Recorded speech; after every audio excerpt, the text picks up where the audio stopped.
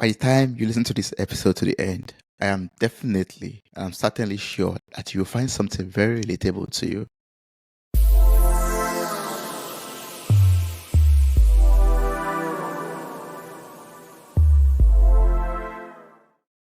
Is it just me, or has every one of us experienced heartbreaks in our lives? It could be that you caused it, or the other person caused it. But at a point or the other, heartbreak happened. This piece did not make it into the book, I must confess, into our book, Confessions. In case you are listening to this solo episode for the first time or this series for the first time, we wrote a book called Confessions. It's going to be available on all platforms. I said all platforms.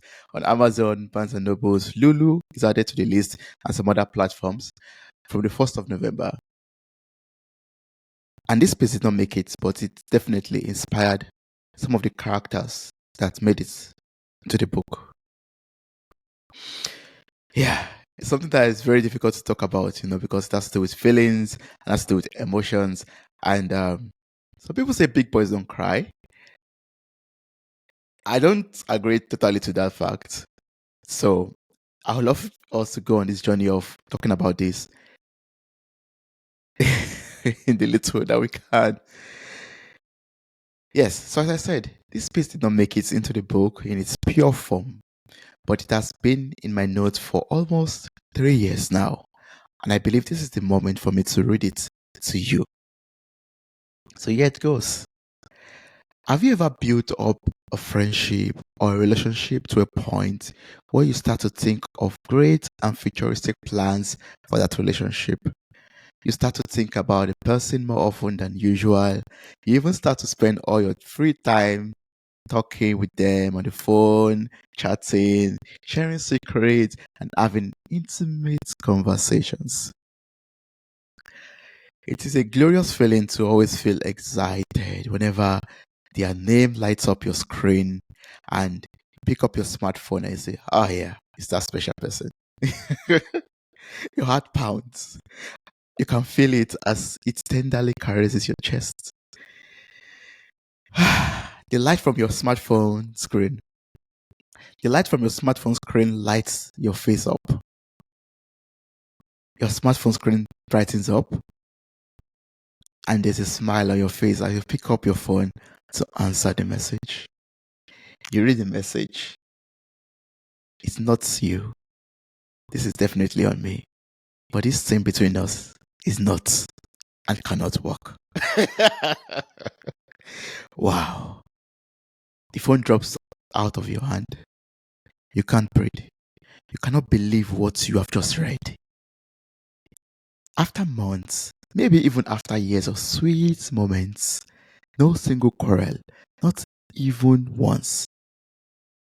You sit on the floor with your hand in the.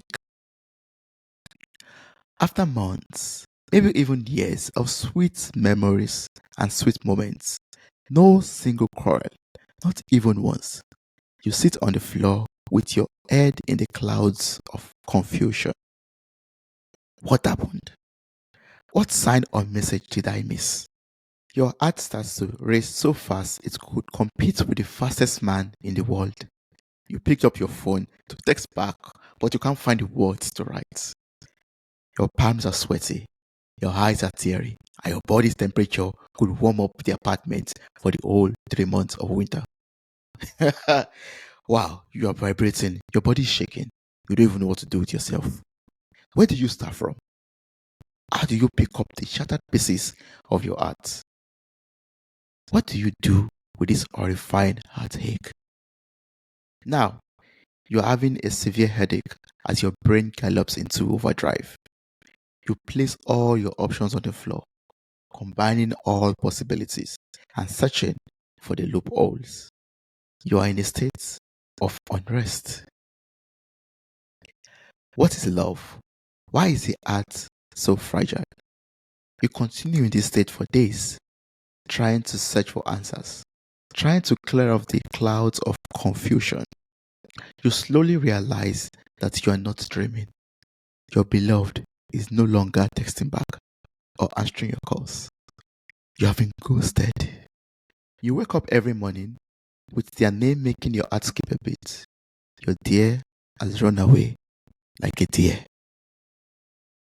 You sit with the feelings, reflecting on what just happened, trying to extract lessons out of the experience. You struggle to move on. You struggle to close the chapter and start a new one. You are struggling with the relapses that the sweet old memories bring back. But my friend, you are strong. You will pull through. You will persevere. You will persevere till you win the battle.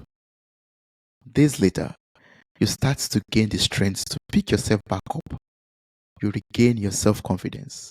You dust off what is left of your self-respect. You remember who and whose you are. What you have just experienced will only make you stronger. It will make you a better person. Gradually, you will see the rainbow beautifying the sky after the thunderstorm. The pain will gradually go away and your life will once again be open to happiness, joy, and peace of mind. Your heart no longer races whenever the thoughts of the person crosses your mind. No more tears. No more doubts. No more regrets. In fact, you cannot stop laughing out of pure joy and relief. Ooh, finally, a bullet was dodged. You are stronger. You are born again. You are a better being. It's a new day. It's a new chapter. Thank you so much for listening to that piece that has been archived in my notes for over 3 years, or almost 3 years now. Heartbreak does not really have to do, with when you've gone through a relationship that went south or a friendship. Sometimes it could be life circumstances, things that, were yours and you were enjoying, and all of a sudden you don't get to enjoy anymore. Of recent, I've been hearing news of people that are close, not family members, but people that are close enough that it's hot, basically. I've heard of news of them, leaving this earth, passing away. And that has really touched my heart in ways that I cannot really explain. And I feel heartbroken, but at the same time, grateful for life, that I am able to still be alive and everyone around them is healthy and they left healthy people and good people here on earth.